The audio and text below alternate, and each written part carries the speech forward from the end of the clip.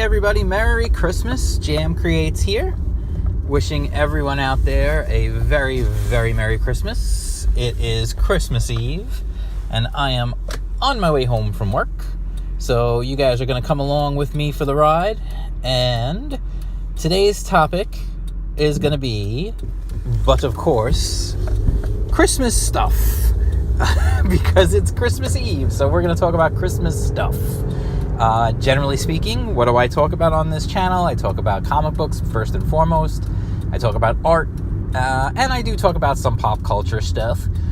So I think the first thing I'm going to just do is just jump into, maybe I'm just going to talk about some of my favorite Christmas things, like TV specials, movies, stuff like that. But in honor of the channel mostly being a comic book channel, I want to talk about my very favorite Christmas comic book. And you may say to yourself, Self, what is he talking about, Christmas comic books? Well, I want to talk about, don't ask me to remember the number off the top of my head, because I will not. There is an old X-Men issue, Uncanny X-Men, that I read later when it was reprinted as classic, X-Men Classics, when they had those. And it's all about Kitty Pryde being in the mansion, the X-Mansion, alone on Christmas Eve, and there is like a monster in the mansion. It looks like, the creature looks like kind of a brood. I don't remember. It's been a long time since I read the issue, but it is definitely my favorite. I'm going to reread it. Maybe I'll reread it tonight. Maybe I'll do a video about it at some point. I don't know. We'll see. Maybe once Christmas is over, we'll just kind of move past the Christmas content. Anyway, but she's stuck alone in the mansion, and she's stuck alone with this monster, and it's a really fantastic standalone Kitty Pryde story.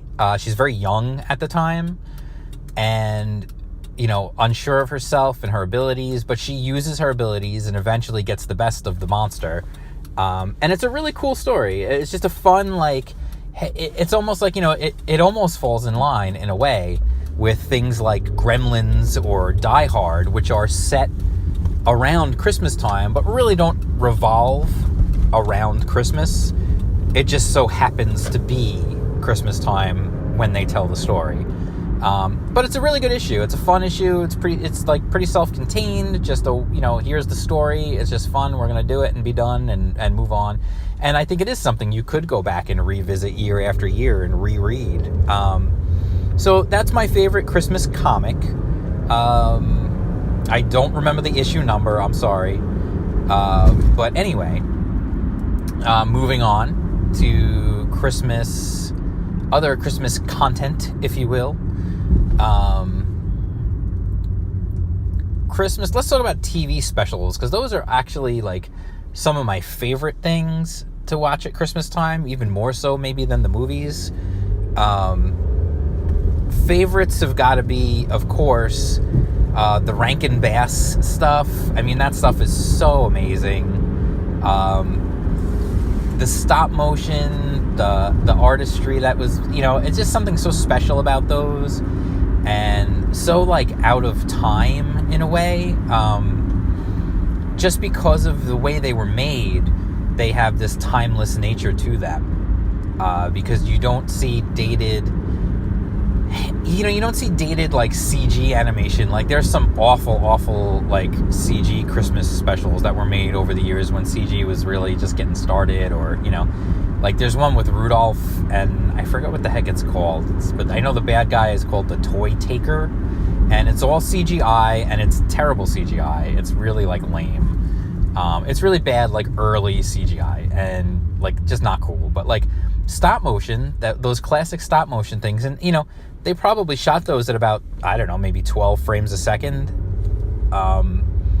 So they're not super smooth like something like Kubo and or even The Nightmare Before Christmas, has a much smoother animation style. But that's also kind of what gives them their charm, is the physical, tactile nature of them. You can see the fabrics, and you can see the the materials, and I don't know, it's weird, because just knowing that these things are physically actually there just makes a difference. At least it does to me. I don't know. Maybe I'm crazy.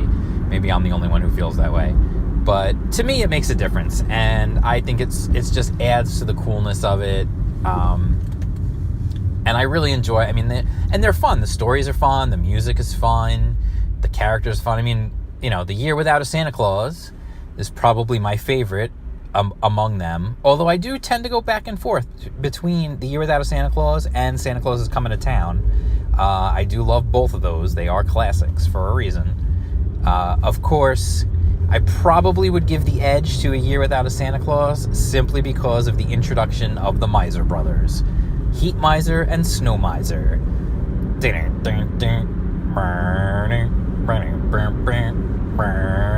That, come on. Those guys are amazing. I'm Mr. Green Christmas. I'm Mr. Sun. It's just so good. Like that song will get stuck in your head. It's mad fun. It's silly. It's funny.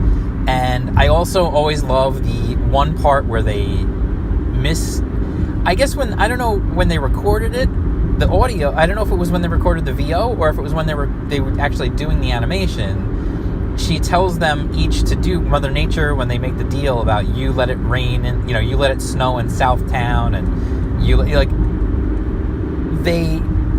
they screw up and she talks to the wrong one when she's saying it, and whatever, it doesn't matter, it's still fun. Vixen with the ear, the socks on its antlers, and she gets sick because it's so warm, and I love one of my favorite parts of that whole movie is when Santa goes down to rescue Vixen and he runs into Ignatius Thistlewhite, or Iggy as he is known, and the guy, Iggy asks him what his name is. And Santa, of course, doesn't want to reveal that he's Santa Claus. He says his name is Mr. Claus.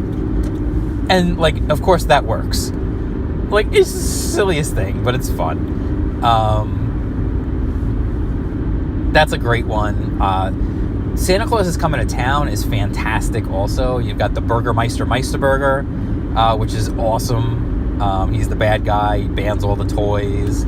It tells you it's like a whole long origin story of Santa Claus, which is pretty amazing. They explain all his different things, why he has a beard, why his name is Kris Kringle, but he's also Santa Claus, why does he come in the chimney, all these different stories, and it explains all these different parts of the Santa Claus story, and it's fun. It's a lot of fun. It's got Fred Astaire doing the narration.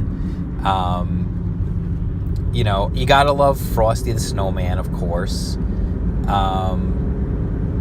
And Frosty is traditional animation. And I always love when they're trying to name Frosty. One kid wants to name him Oatmeal. Specials, I love those things. There's the one that everybody seems to forget about is The Life and Adventures of Santa Claus, and they don't really talk about that one as much. They don't show that one as much. That was definitely, I think that was the last one they did. It was definitely the most modern, definitely had the best animation, and some of the most really, detailed character models and stuff.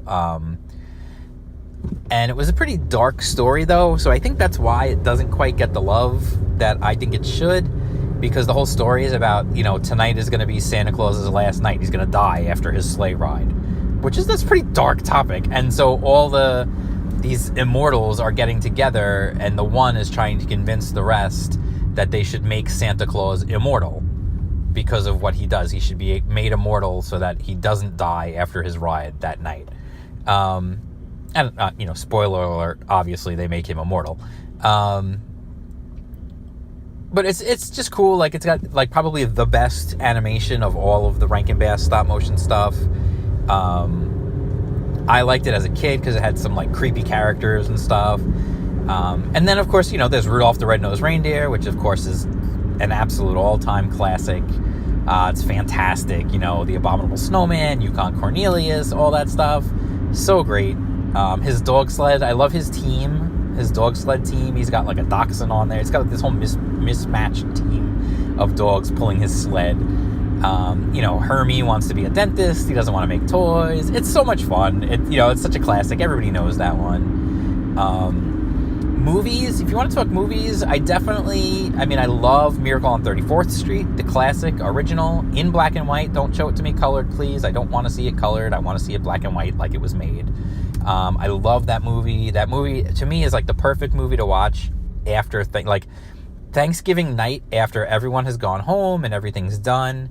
It's like the perfect night to watch that movie because the movie starts at the Thanksgiving Day parade and then ushers in Christmas, so it feels like a perfect way to usher in the Christmas season. I love that movie. It's a classic. If you haven't seen it, do yourself a favor. Definitely check it out. The original. I've never seen any of the remakes. I don't care to see the remakes because the original to me is so perfect.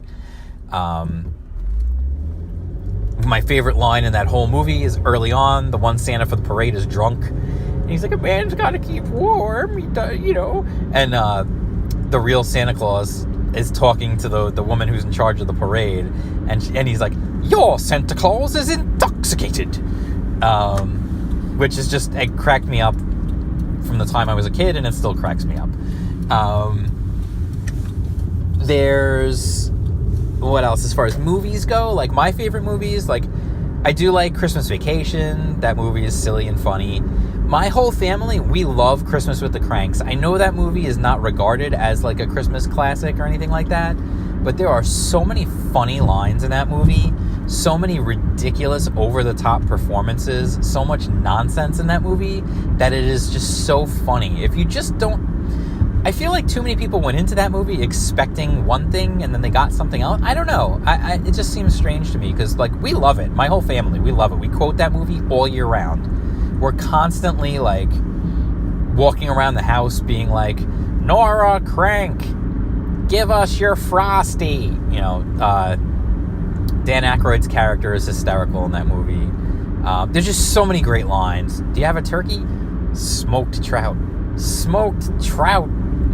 It's just, I don't know. There's just a lot of funny stuff in that movie. It's just good-natured, clean, humorous fun. Like, it's good for the whole family.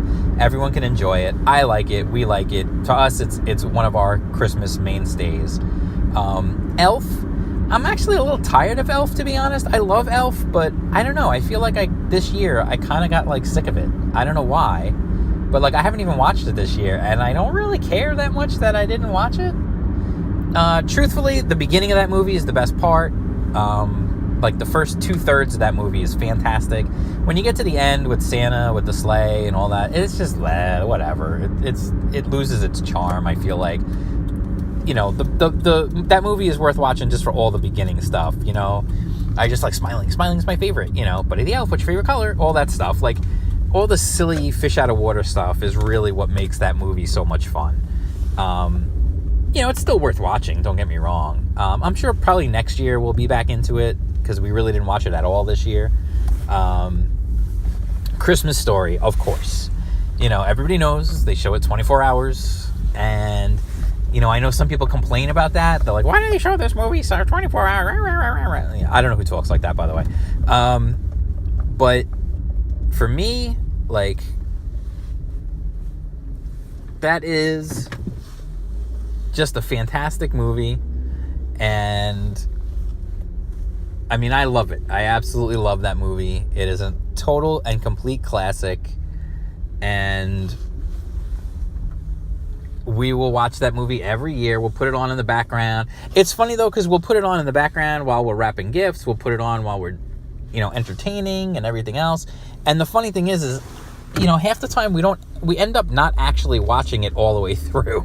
It's like one of those, because you just put it on. It's on for 24 hours. You just put it on, and then you just kind of watch it like here and there in like bits and pieces.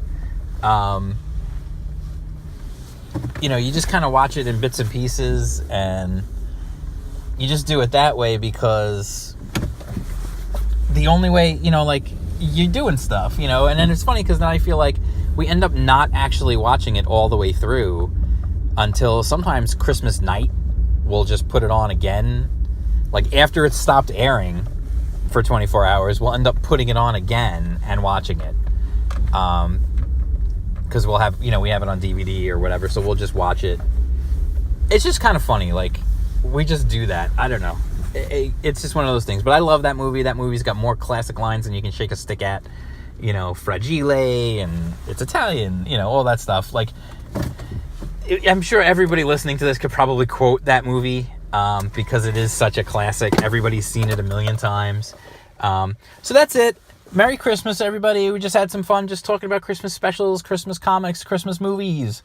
We didn't even talk about Christmas songs because, honestly, there's 6 gajillion of them. So that's it. If you like this video, click the thumbs up. Hit the subscribe. If you like the channel and you want to subscribe, please do. That would be a lovely Christmas gift to give to me, is to add some new subscribers to the channel. Jingle that bell for notifications, please. Jingle, jingle.